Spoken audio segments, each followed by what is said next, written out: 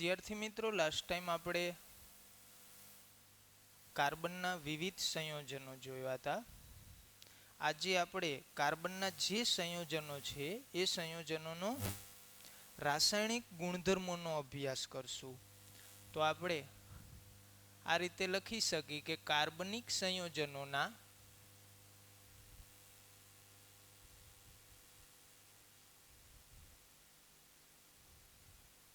રાસાયણિક ગુણધર્મો. ભૌતિક ગુણધર્મો એટલે એનું ગલન બિંદુ શું છે, ઉત્કલન બિંદુ શું છે, એની દ્રાવ્યતા કેટલી છે, એ ઘન છે કે પ્રવાહી છે કે વાયુ છે, એ બધું ભૌતિક ગુણધર્મોમાં આવે. રાસાયણિક ગુણધર્મનો અર્થ એ થાય કે એ વિવિધ રસાયણો સાથે જે પ્રક્રિયા કરે છે એની અંદર શું નિપજો આપે છે, કઈ રીતે પ્રક્રિયા કરે છે, શા માટે એ પ્રક્રિયા કરે છે, એ બધી વસ્તુ શેમાં આવે? રાસાયણિક ગુણધર્મોમાં. આપણે અહીંયા સ્ટાર્ટિંગમાં બે રાસાયણિક ગુણધર્મો જોઈએ: યોગશીલ પ્રક્રિયા રાસાયણિક ગુણધર્મોમાં, અને બીજી પ્રક્રિયા લઈએ વિસ્થાપન પ્રક્રિયા. રાસાયણિક ગુણધર્મો બહુ સરળ વસ્તુ છે, બહુ એટલે બહુ સરળ છે. તમને થોડુંક જ આવડતું હોય એટલે તમે એક પ્રક્રિયા દ્વારા અનેક પ્રક્રિયામાં આગળ વધી શકો. અહીંયા શબ્દ છે યોગશીલ પ્રક્રિયા, એનો અર્થ એ કે કંઈક એડ થતું હશે. અહીંયા શબ્દ છે વિસ્થાપન પ્રક્રિયા. લાસ્ટ ટાઈમ વાત થઈ હતી એ રીતે વિસ્થાપનનો અર્થ થાય એક વસ્તુને ખસેડી અને ત્યાં બીજી વસ્તુ જોઈન્ટ કરવી. તો વિસ્થાપન પ્રક્રિયામાં કંઈક ને કંઈક દૂર થતું હશે ને એની જગ્યાએ બીજું લાગતું હશે. આપણે પ્રક્રિયા જોઈએ એટલે વધુ સમજણ પડે. જો તમે ઇથાઇનની પ્રક્રિયા, આ છે ઇથાઇન, આપણે જાણીએ છીએ હાઇડ્રોજન સાથે કરો, હાઇડ્રોજન વાયુ, નિકલ અથવા પેલેડિયમ ઉદ્દીપકની હાજરીમાં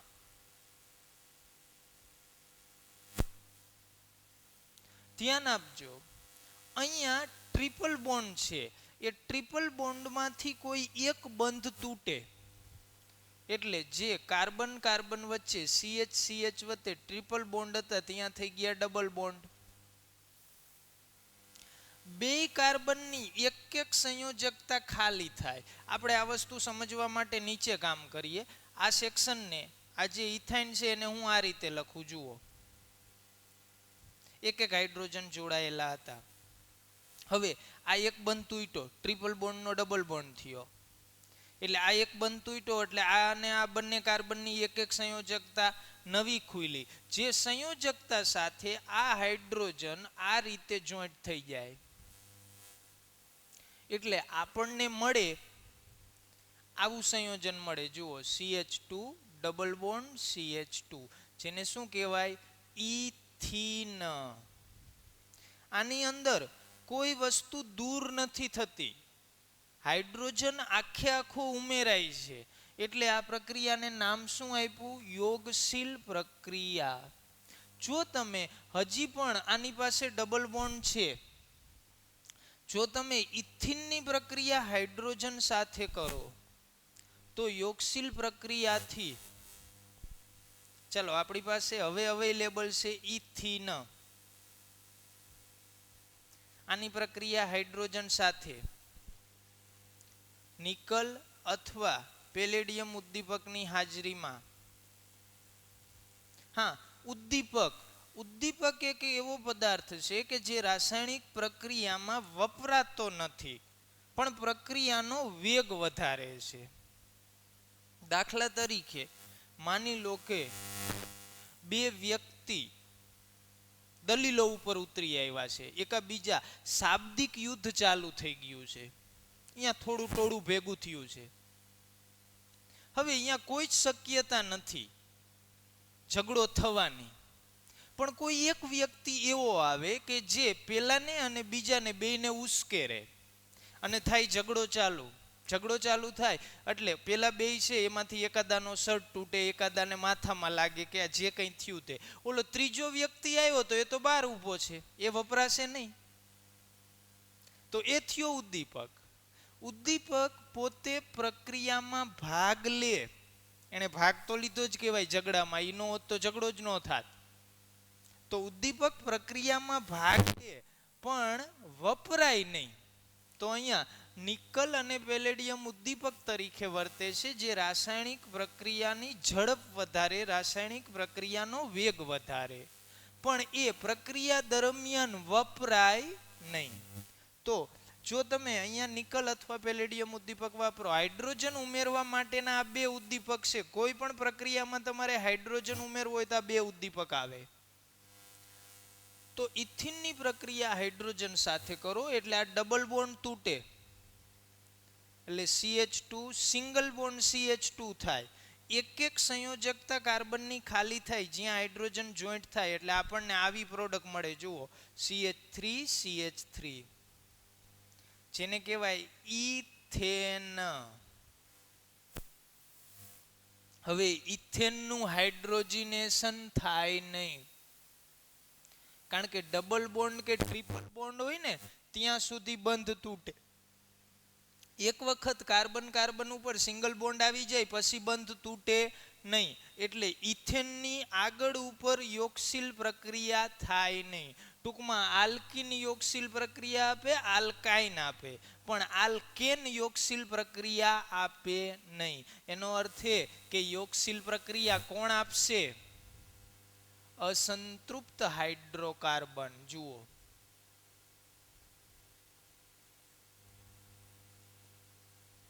આ પ્રક્રિયા કોણ આપે? અસંતૃપ્ત હાઇડ્રોકાર્બન. ચાલો હવે આગળ વધી. વનસ્પતિ તેલ,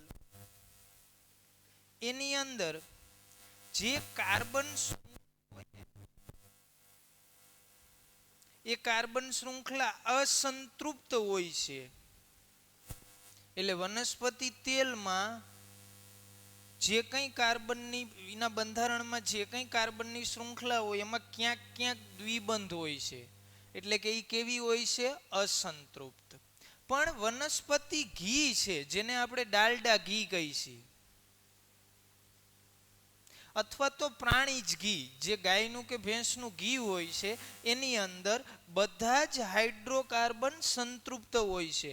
તો આની અંદર કાર્બન શૃંખલા કેવી હોય છે? સંતૃપ્ત હોય છે.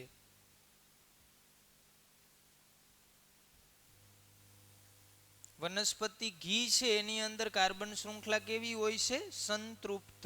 એટલે હવે આપણને સમજણ અહીંયા પડી જાય. જુઓ કે જો તમારે વનસ્પતિ તેલમાં જે કાર્બન ડબલ બોન્ડ કાર્બન છે એને સિંગલ બોન્ડમાં કન્વર્ટ કરવા હોય તો શું ઉમેરવું જોઈએ? હાઇડ્રોજન. કેટલા હાઇડ્રોજન ઉમેરવા જોઈએ? આની અંદર જેટલા દ્વિબંધ હોય એટલા હાઇડ્રોજન ઉમેરવા જોઈએ. કેટલા દ્વિબંધ છે એ આપણને ખબર નથી, આપણે અહીંયા લખ નાખીએ એન હાઇડ્રોજન. કયો ઉદ્દીપક થશે? નિકલ અથવા પેલેડિયમ. આપણે અહીંયા લઈએ નિકલ ઉદ્દીપક. અહીંયા ટેમ્પરેચર હોય છે 200 સેલ્સિયસ, જે આપણે જરૂરી નથી હોતું એટલે લખી નાખી ડેલ્ટા. તો વનસ્પતિ તેલનું હાઇડ્રોજનેશન કરો એટલે શું મળે? વનસ્પતિ ઘી. વનસ્પતિ ઘીમાં કાર્બન શૃંખલા સંતૃપ્ત હોય, વનસ્પતિ તેલમાં કેવી હોય? અસંતૃપ્ત. એટલે અસંતૃપ્ત એટલે જેની અંદર દ્વિબંધ કે ત્રિબંધ હોય. તો આ દ્વિબંધ વાળું છે એની અંદર હાઇડ્રોજન ઉમેરશો એટલે આપણને શું મળશે? સંતૃપ્ત હાઇડ્રોકાર્બન, યાને કે વનસ્પતિ ઘી. સમજણ પડે છે? સંતૃપ્ત હાઇડ્રોકાર્બન હોય છે એ શરીર માટે, હાર્ટ માટે થોડા નુકસાનકારક હોય છે. એટલા માટે જે વનસ્પતિજન્ય તેલ હોય ને એની અંદર પણ થોડા પ્રમાણમાં સંતૃપ્ત હાઇડ્રોકાર્બન હોય. એટલે એને આ જે બધી કંપનીઓ હોય છે ને, જ્યારે પ્રોસેસ કરતી હોય, તેલનું શુદ્ધિકરણ કરતી હોય, ત્યારે પેલા સંતૃપ્ત હાઇડ્રોકાર્બનને જુદા તારવી લે છે. કારણ કે આ સંતૃપ્ત હાઇડ્રોકાર્બન હાર્ટ માટે જો કોઈ મહેનતનું કામ ન રહેતું હોય તો સંતૃપ્ત હાઇડ્રોકાર્બન જે કોરોનરી હાર્ટની જે વેઇન હોય છે એની અંદર જમા થાય છે, જેને કારણે એ નુકસાનકારક બને છે. આપણે અહીંયા આટલી યોગશીલ પ્રક્રિયા લીધી.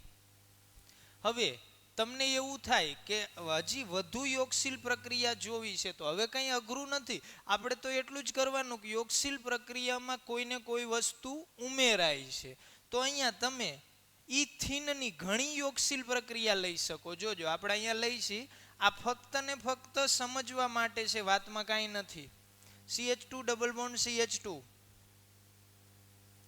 અહીંયા જુદી જુદી પ્રક્રિયા લઈએ. ચાલો માની લો હું Cl2 સાથે પ્રક્રિયા કરું, તો આ એક બંધ તૂટે,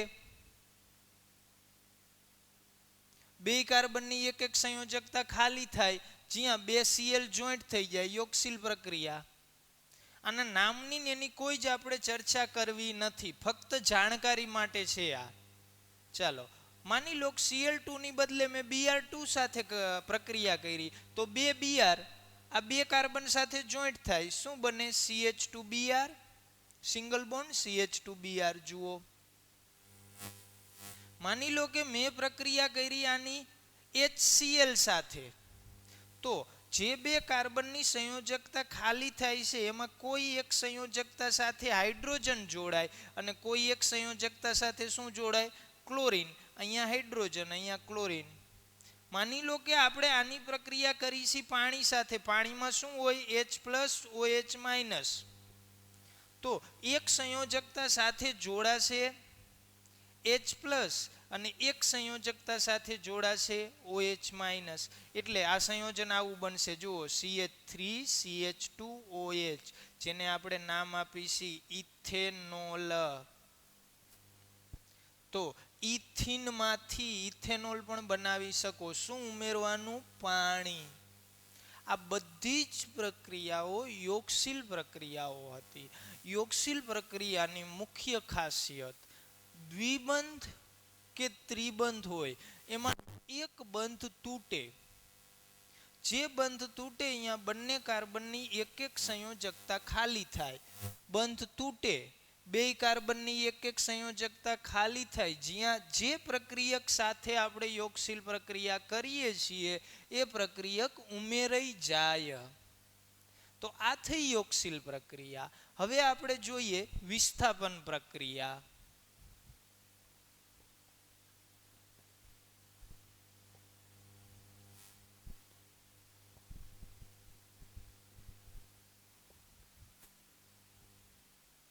તો જે હાઇડ્રોકાર્બનમાં દ્વિબંધ નથી, જે હાઇડ્રોકાર્બનમાં દ્વિબંધ નથી એ યોગશીલ પ્રક્રિયા આપશે નહીં. દાખલા તરીકે આપણે લઈ લઈએ મિથેન. ચાલો, આ મિથેન યોગશીલ પ્રક્રિયા ના આપે, કારણ કે એની અંદર દ્વિબંધ નથી. તો અહીંયા જો તમે મિથેનની પ્રક્રિયા ક્લોરીન સાથે, ક્લોરીન એટલે Cl/Cl, આવી રીતે બે Cl, સૂર્યપ્રકાશની હાજરીમાં કરો. આમ તો મિથેન સ્થાયી છે, બહુ સક્રિય નથી, પણ સૂર્યપ્રકાશની હાજરીમાં ક્લોરીનનું વિઘટન થાય છે. અહીંયા આ બે ક્લોરીનનું વિઘટન થાય એટલે બે ક્લોરીનના પરમાણુ છૂટા પડે. એમાંથી એક પરમાણુ હાઇડ્રોજનનું વિસ્થાપન કરે, એટલે જ્યાં હાઇડ્રોજન હતો અહીંયા જોઈન્ટ થાય, અને જે હાઇડ્રોજન ત્યાંથી છૂટો પડ્યો એ હાઇડ્રોજન બીજા ક્લોરીન સાથે જોઈન્ટ થાય, એટલે આ હાઇડ્રોજન આ ક્લોરીન સાથે જોઈન્ટ થાય. જુઓ, પ્રક્રિયા સમજવી બહુ સરળ છે.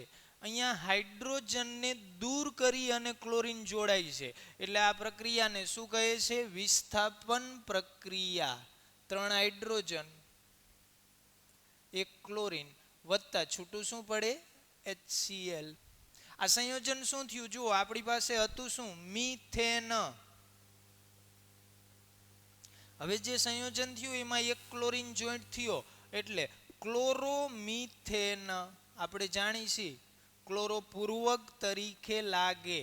આપણે લાસ્ટ લેક્ચરમાં જોયું હતું ક્લોરીન કઈ રીતે લાગે? પૂર્વક તરીકે. આ પ્રક્રિયાને આપણે આગળ વધારી તો આપણને મળ્યું શું? ક્લોરોમિથેન. આની ફરી પાછી હું ક્લોરીન સાથે પ્રક્રિયા કરું, હવે આ ક્લોરીન છે એ બીજા કોઈ હાઇડ્રોજનનું વિસ્થાપન કરે. માની લો કે આ હાઇડ્રોજનનું વિસ્થાપન કર્યું, એટલે આ હાઇડ્રોજન આ ક્લોરીન સાથે છૂટો પડે અને આ ક્લોરીન અહીંયા જોઈન્ટ થઈ જાય. તો પ્રક્રિયા કઈ રીતે થશે જુઓ. Cl Cl HH વત્તા HCl, બે ક્લોરીન થયા તો આનું નામ થાય ડાયક્લોરોમિથેન. બે ક્લોરીન અને મિથેન તો ડાયક્લોરો. હવે ડાયક્લોરોની આગળ ઉપર પ્રક્રિયા કરી. ચાલો, અહીંયા ક્લોરીન છે, અહીંયા ક્લોરીન છે, અહીંયા બે જગ્યાએ હાઇડ્રોજન છે. ફરી પાછું આની ક્લોરીન સાથે પ્રક્રિયા કરી સૂર્યપ્રકાશની હાજરીમાં. તો અહીંયા આ બે ક્લોરીન છે એ આ રીતે જે હોય એમાંથી આ હાઇડ્રોજનનું વિસ્થાપન થાય આ ક્લોરીન વડે, અને આ ક્લોરીન અને આ હાઇડ્રોજન બે જોઈન્ટ થાય એટલે આપણને આવું સંયોજન મળે. Cl Cl અહીંયા પણ Cl, આ એક જગ્યાએ હાઇડ્રોજન વત્તા HCl, આને કહેવાય ટ્રાયક્લોરોમિથેન, અથવા આનું નામ છે ક્લોરોફોર્મ. બીજું નામ છે ક્લોરોફોર્મ. આવા બે નામ આપે છે. હવે ફરી પાછી એક છેલ્લી એક હાઇડ્રોજન વધ્યો છે તેને દૂર કરી નાખી. ચાલો, તો આ રીતનું જે સ્ટ્રક્ચર હતું ટ્રાયક્લોરોમિથેન, એની પ્રક્રિયા તમે ક્લોરીન સાથે કરો એટલે આ હાઇડ્રોજન નું વિસ્થાપન આ ક્લોરીન વડે થાય. આ હાઇડ્રોજન અને આ ક્લોરીન એ બંને દૂર થાય એટલે સૂર્યપ્રકાશની હાજરીમાં પ્રક્રિયા કરવામાં આવે તો આ રીતે બને. જુઓ, કાર્બન સાથે ચારેય ક્લોરીન. હવે એ કઈ હાઇડ્રોજન નથી એટલે હવે હાઇડ્રોજનનું વિસ્થાપન થાય નહીં અને HCl બને. આનું નામ થશે ટેટ્રાક્લોરો કાર્બન. હવે મિથેન નહીં, હવે કાર્બન વધ્યો. હાઇડ્રોજન હોય ત્યાં સુધી એને મિથેનનું સંઘટક કહેવાય. હવે ધ્યાન આપજો, આનું આગળ ઉપર ક્લોરિનેશન થઈ શકે નહીં. તો અહીંયા કોઈ વસ્તુ આખી નથી ઉમેરાતી, એકનું વિસ્થાપન બીજા સાથે થાય છે એટલે આ પ્રક્રિયાને શું કહે છે? વિસ્થાપન પ્રક્રિયા. યોગશીલ પ્રક્રિયા અસંતૃપ્ત હાઇડ્રોકાર્બન આપે તો એનો અર્થ એ કે વિસ્થાપન પ્રક્રિયા કોણ આપશે? સંતૃપ્ત હાઇડ્રોકાર્બન. સંતૃપ્ત હાઇડ્રોકાર્બન કઈ પ્રક્રિયા આપે છે? વિસ્થાપન પ્રક્રિયા આપે છે. તો આ હતી હાઇડ્રોકાર્બનની યોગશીલ પ્રક્રિયા અને વિસ્થાપન પ્રક્રિયા. આપણી બુકમાં આ એક જ સ્ટેપ આપ્યું છે એટલે તમારે બીજા સ્ટેપ છે એ સમજવા માટે ગણો તોય ચાલે. અને આ એક આવડતું હોય એટલે બીજા ત્રણ આવડી જ જાય. બીજું કંઈ આની અંદર નવું છે નહીં. અહીંયા તમને એક નવી વસ્તુ ખબર પડી. એક હોય તો ક્લોરો, બે હોય તો બે ક્લોરીન હોય તો ડાયક્લોરો, ત્રણ હોય તો ટ્રાયક્લોરો, ચાર હોય તો ટેટ્રાક્લોરો, પાંચ હોય તો પેન્ટા, છ હોય તો હેક્ઝા. એ સિરીઝ આગળ ઉપર એ રીતે લઈ શકાય. હવે આવે છે કાર્બનિક સંયોજનોની દહન પ્રક્રિયા. દહનનો અર્થ થાય સળગાવવું. કાર્બનિક સંયોજનોમાં કાર્બન અને હાઇડ્રોજન હોવાથી એ સહેલાઈથી સળગે છે, એટલે કે એનું સહેલાઈથી દહન થાય છે. એ સહેલાઈથી સળગે છે અથવા એનું સહેલાઈથી દહન થાય છે.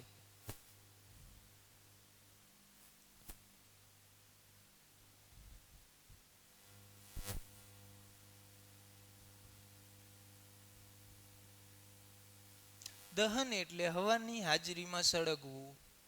આપણે જોઈએ કાર્બનથી સ્ટાર્ટ કરીએ. જો કાર્બનને તમે પૂરતા પ્રમાણમાં ઓક્સિજન આપો તો એ કાર્બન ડાયોક્સાઇડ બનાવે. કાર્બન એટલે કોલસો, કોલસાને તમે સળગાવો હવાની હાજરીમાં એટલે કાર્બન ડાયોક્સાઇડ બને. બીજું શું ઉત્પન્ન થાય? ગરમી ઉત્પન્ન થાય. ત્રીજું શું ઉત્પન્ન થાય? પ્રકાશ ઉત્પન્ન થાય. તો વત્તા ગરમી વત્તા પ્રકાશ. શું કરો? દહન. ઓક્સિજનની હાજરીમાં સળગાવો.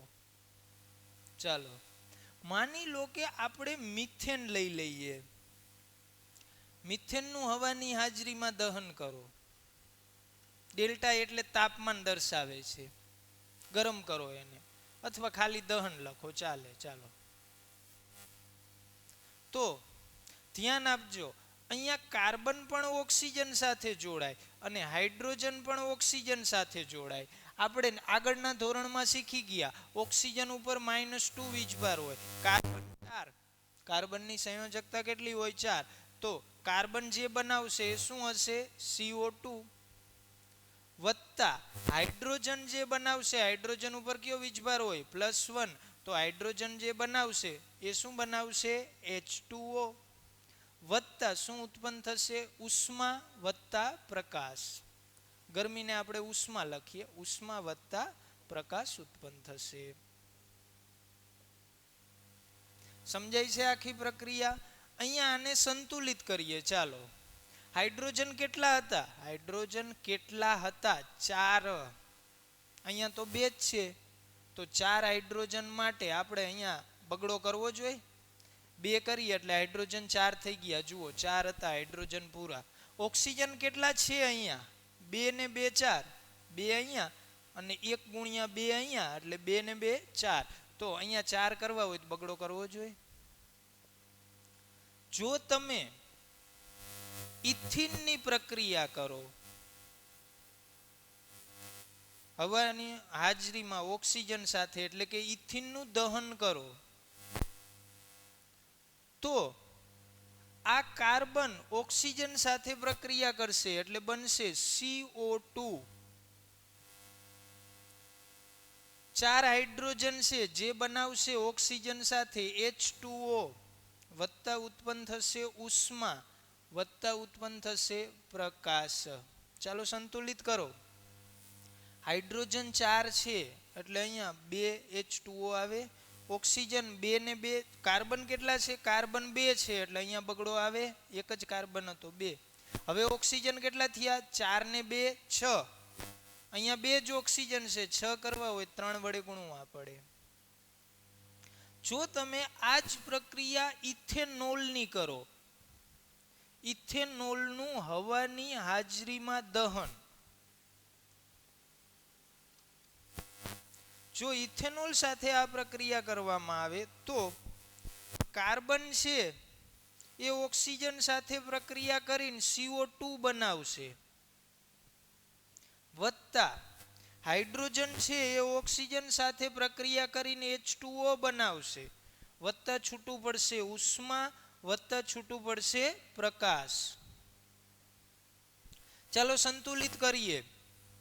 કાર્બન કેટલા છે? 2 એટલે 2 કાર્બન ડાયોક્સાઇડ છૂટા પડે. હાઇડ્રોજન કેટલા છે? 3 ને 2 5 ને 1 6 એટલે 3 પાણીના અણુ છૂટા પડે. ઓક્સિજન 4 ને 3 7, 1 ઓક્સિજન અહીંયા છે જુઓ, તો અહીંયા આ 7 હતા, 2 દુ 4 અને 3 7, 7 માંથી 1 અહીંયા છે, 1 અહીંયા છે એટલે બાકીના કેટલા અહીંયા હોવા જોઈએ? 1 અહીંયા છે 7 માંથી, તો અહીંયા હોવા જોઈએ 6, એટલે આને 3 વડે ગુણી નાખો. આ દહન કોનું થશે? આલ્કોહોલનું. તો તમે આલ્કોહોલનું દહન કરી શકો, આલ્કીનનું કરી શકો, આલ્કેનનું કરી શકો, કાર્બનનું તો થાય જ છે.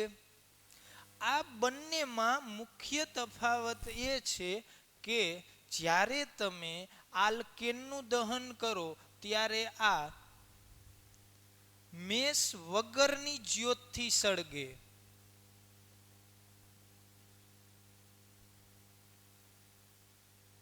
જ્યારે આ હાઇડ્રોકાર્બન મેસ વાળી જ્યોતથી સળગે.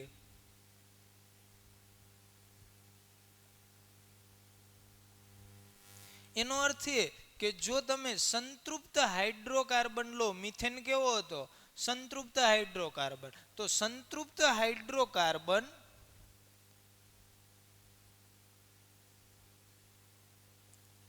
કાર્બનનું દહન કરો એટલે મેસ વગરની જ્યોતથી સળગે છે. અને ઇથિન કેવો હતો? આ હતો મિથેન, સંતૃપ્ત હાઇડ્રોકાર્બન. આ છે ઇથિન, અસંતૃપ્ત હાઇડ્રોકાર્બન. તો ઇથિનનું તમે દહન કરો એટલે અસંતૃપ્ત હાઇડ્રોકાર્બન હોય તો એ મેસ વાળી જ્યોતથી સળગે.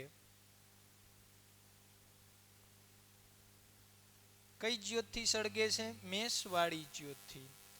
જો તમે કોઈ પણ હાઇડ્રોકાર્બનને પૂરતો ઓક્સિજન ના આપો તો અહીંયા અપૂર્ણ દહન થાય ને અપૂર્ણ દહન થાય ને એટલે એ મેસ વાળી જ્યોતથી ન સળગે. મેસ અથવા ધુમાડો, ઘણી જગ્યાએ ધુમાડો લખે છે કાર્બન અને ઘણી જગ્યાએ મેસ લખે છે. એટલે એક બીજી વસ્તુ કે જો હાઇડ્રોકાર્બન હોય સંતૃપ્ત કે અસંતૃપ્ત ગમે તે, સંતૃપ્ત હાઇડ્રોકાર્બનને અપૂરતો ઓક્સિજન આપો અને એનું દહન કરો તો એ શું કરશે? મેસ વાળી જ્યોતથી સળગશે.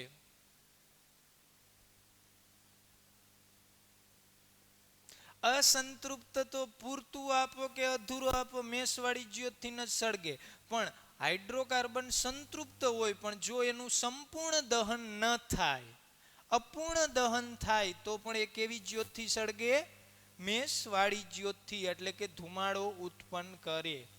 આપણે જે કારની અંદર પેટ્રોલ કે ડીઝલ, કાર કે ટ્રકમાં જે પેટ્રોલ કે ડીઝલ વાપરી છે એ પેટ્રોલ અને ડીઝલમાં થોડા ઘણા અંશે સલ્ફર અને નાઇટ્રોજન હોય છે. તો જ્યારે કારમાં ડીઝલ કે પેટ્રોલ સળગે છે ત્યારે એ ડીઝલની અંદર અથવા તો પેટ્રોલની અંદર રહેલો સલ્ફર ઓક્સિજન સાથે પ્રક્રિયા કરી અને સલ્ફરના ઓક્સાઇડ બનાવે છે. અહીંયા એક્સ એટલા માટે લખેલો છે કે SO2 પણ બને, SO3 પણ બને. એ જ રીતે નાઇટ્રોજન ઓક્સિજન સાથે પ્રક્રિયા કરી અને નાઇટ્રોજનના ઓક્સાઇડ બનાવે છે. અહીંયા નાઇટ્રોજન મોનોક્સાઇડ પણ હોય, નાઇટ્રોજન ડાયોક્સાઇડ પણ હોય, નાઇટ્રોજન ટ્રાયોક્સાઇડ પણ હોય. અને આ જે વાયુ જે ઉત્પન્ન થાય છે એ વાતાવરણમાં ભળે, જેને કારણે વાતાવરણ પ્રદૂષિત થાય છે. કારણ કે આ ઝેરી વાયુઓ છે. એટલે તમે કોલસો સળગાવો તો કોલસા અંદર પણ સલ્ફર હોય. કોલસા અંદર સલ્ફર હોય, એ સલ્ફર ડાયોક્સાઇડમાં કન્વર્ટ થાય. એટલે જ્યાં કોલસાનું દહન ઇન્ડસ્ટ્રીમાં થતું હોય, જ્યાં કોલસો ઇન્ડસ્ટ્રીમાં સળગતો હોય ત્યાં આ પ્રોબ્લેમ આવે. આ સલ્ફર ડાયોક્સાઇડ જે ધુમાડો થાય એ ધુમાડા દ્વારા વાતાવરણમાં જાય અને એ વાતાવરણમાં જાય એટલે વાતાવરણને પ્રદૂષિત કરે, જેને કારણે વિવિધ શ્વસન સંબંધી રોગો થાય. સમજણ પડે છે? તો આ હતું કઈ પ્રક્રિયા? દહન પ્રક્રિયા. દહનમાં શું યાદ રાખવાનું? ઓક્સિજન સાથેની પ્રક્રિયા. સળગાવો, શું ઉત્પન્ન થાય? કાર્બન ડાયોક્સાઇડ ને પાણી. કારણ કે આપણે લીધા છે હાઇડ્રોકાર્બન. કોણ મેસવાળી જ્યોતથી સળગે? જે અસંતૃપ્ત છે. કોણ મેસ વગરની જ્યોતથી સળગે? જે સંતૃપ્ત છે. જો સંતૃપ્તને તમે અપૂર્ણ દહન કરો તો શું થાય? તો સંતૃપ્ત પણ મેસવાળી જ્યોતથી સળગે. સમજણ પડે છે? તો આ હતું કાર્બનિક સંયોજનોના રાસાયણિક ગુણધર્મોમાં કાર્બનિક સંયોજનોનું દહન.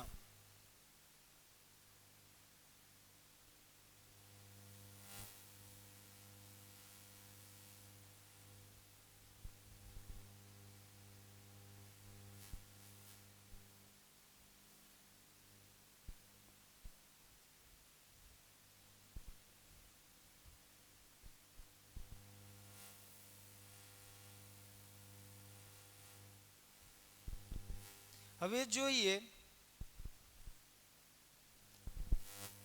કાર્બનિક સંયોજનોનું ઓક્સિડેશન.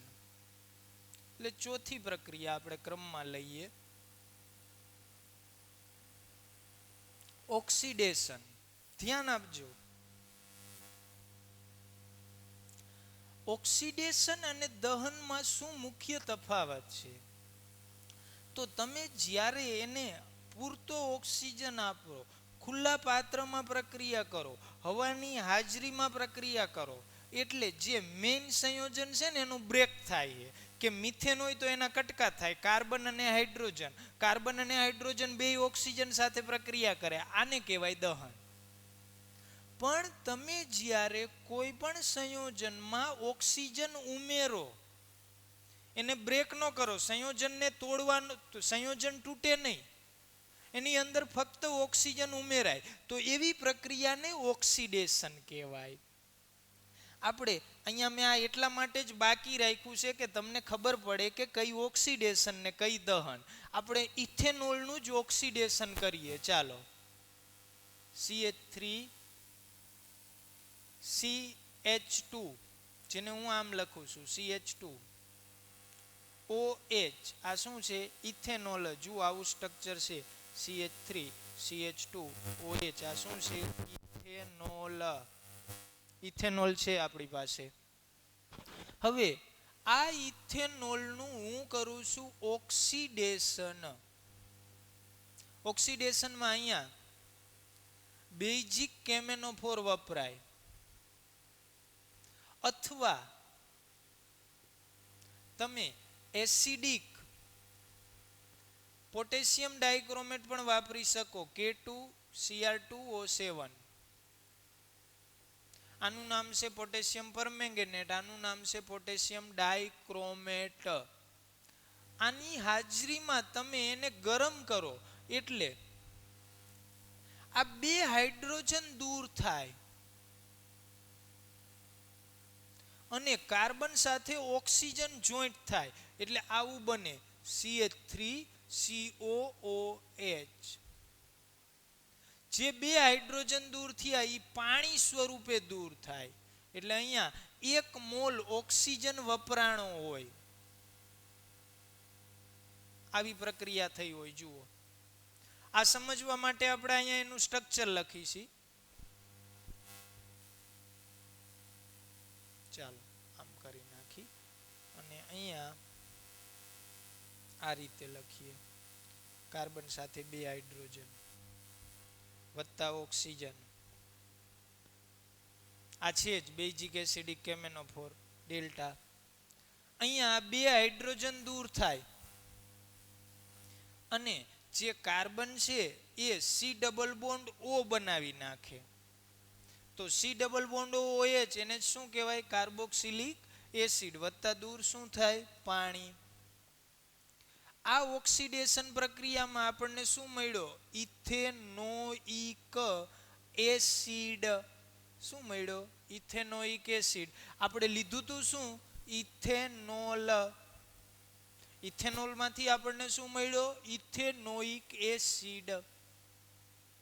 હવે જો તમે મિથેનોલ લઈ લો, અહીંયા મેં બે પ્રક્રિયા આપી છે. પ્રક્રિયા છે ને પ્રક્રિયા સમજવા માટે આ પ્રક્રિયા આપી છે. સમજણ પડે છે કે આ બે હાઇડ્રોજન દૂર થાય અને એની જગ્યાએ C double bond O joint થાય, જેને આપણે શું કહીશું? Ethanoic acid. ચાલો, તમે ઇથેનોલ લીધો તો ઇથેનોલમાં કેટલા કાર્બન હતા? બે કાર્બન. બે કાર્બન હતા એટલે તમને ઓક્સિડેશન પ્રક્રિયા દ્વારા ઇથેનોઇક એસિડ, બે કાર્બન વાળો એસિડ મળ્યો. પણ જો તમે મિથેનોલ લઈ લો, CH3OH, મિથેનોલ આ રીતે હોય. જુઓ,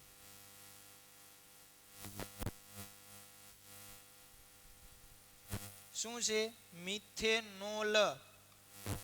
અને આની પ્રક્રિયા તમે આનું ઓક્સિડેશન કરો, બેઝિક એટલે બેઝમાં બનાવેલો કેમેનોફોર અથવા એસિડમાં ઓગાળેલો પોટેશિયમ ડાઇક્રોમેટ, બેમાંથી ગમે તે એક વાપરી શકો. એટલે અહીંયા આ બે હાઇડ્રોજન દૂર થાય અને એની જગ્યાએ ડબલ બોન્ડમાં ઓક્સિજન આવી જાય, એટલે આવું બને HCOOH વત્તા H2O. આપણે જોઈએ તો આવું બને C ડબલ બોન્ડ OH. જુઓ, સમજણ પડે છે? આને શું કહેવાય? Methanoic acid. શું કહેશું? Methanoic acid. હવે આ બે પ્રક્રિયા જુઓ.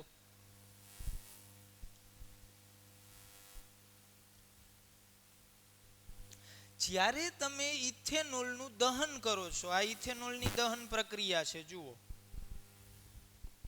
જ્યારે તમે ઇથેનોલનું દહન કરો છો ત્યારે ઇથેનોલ અહીંયાથી બ્રેક થાય છે. કાર્બન છે, બે કાર્બન એ કન્વર્ટ થાય છે કાર્બન ડાયોક્સાઇડમાં, હાઇડ્રોજન કન્વર્ટ થાય છે H2O માં. જ્યારે તમે ઇથેનોલનું ઓક્સિડેશન કરો તો કાર્બન કાર્બન બંધ બ્રેક થતો નથી. અહીંયા આપણે ઓક્સિડેશન કર્યું તો આ બંધ બ્રેક નથી થતો, જુઓ એમનેમ છે. આ બે હાઇડ્રોજન નીકળીને અહીંયા સી ડબલ બોન્ડ ઓ થયો. તો ઓક્સિડેશન અને દહનમાં આ મુખ્ય તફાવત છે. દહનમાં ઓક્સિજન સમગ્ર હાઇડ્રોકાર્બનને તોડી અને એનું રૂપાંતર કાર્બન ડાયોક્સાઇડ પાણીમાં કરે છે. જ્યારે દહન ઓક્સિડેશન પ્રક્રિયા કરો એની અંદર ઓક્સિજન અંદર ઉમેરાય છે. તો આ પ્રક્રિયા હતી કાર્બનિક સંયોજનોના રાસાયણિક ગુણધર્મોની કઈ પ્રક્રિયા? ઓક્સિડેશન પ્રક્રિયા. સમજણ પડે છે? આપણને આ એક જ આપી છે, તમે જેટલા કાર્બન વાળો આલ્કોહોલનું ઓક્સિડેશન કરો એટલા જ કાર્બન વાળો એસિડ ઉત્પન્ન થાય. જો તમે એક કાર્બન વાળા આલ્કોહોલનું ઓક્સિડેશન કરો તો તમને એક કાર્બન વાળો એસિડ મળે. તો આ હતી ઓક્સિડેશન પ્રક્રિયા. આપણે ચાર જ પ્રક્રિયા આપણા કોર્સમાં છે: દહન, ઓક્સિડેશન, યોગશીલ, વિસ્થાપન. દહનમાં શું મળે? કાર્બન ડાયોક્સાઇડ, પાણી, ઉષ્મા, પ્રકાશ. યોગશીલ કોણ આપે? અસંતૃપ્ત હાઇડ્રોકાર્બન. વિસ્થાપન કોણ આપે? સંતૃપ્ત હાઇડ્રોકાર્બન. ઓક્સિડેશનમાં શું થાય? તો આલ્કોહોલમાંથી શું બને? એસિડ. સિમ્પલી જોઈએ તો ઓક્સિડેશન છે એ આલ્કોહોલનું રૂપાંતર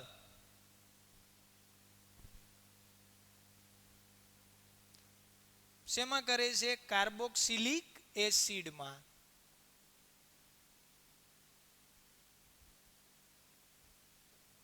આની અંદર આખી પ્રક્રિયામાં ઓક્સિજન કરે છે કોણ? આનું ઓક્સિડેશન કોણ કરે છે? તો બેઝિક કેમેનોફોર અથવા તો એસિડિક K2Cr2O7 એ જો ઓક્સિડેશન કરે છે એટલે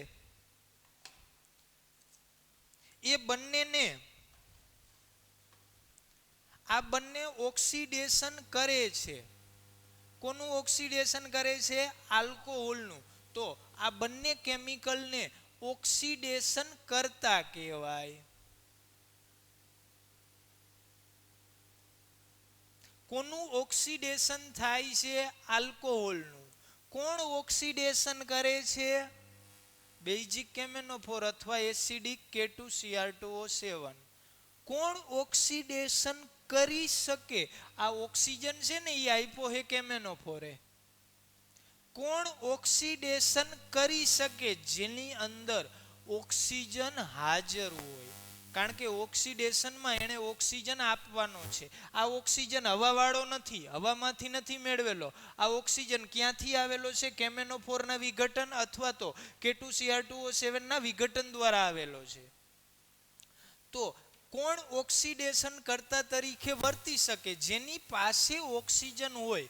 જો એની પોતાની પાસે ઓક્સિજન ન હોય તો એ ઓક્સિડેશન કરતા તરીકે વર્તી શકે નહીં. આ સાદો સિદ્ધાંત થયો. તો આ હતું આલ્કોહોલનું ઓક્સિડેશન. ઓકે, આના પછી આપણે ઇથેનોલની વિવિધ પ્રક્રિયાઓ જોઈશું આના પછીના લેક્ચરમાં. Thank you.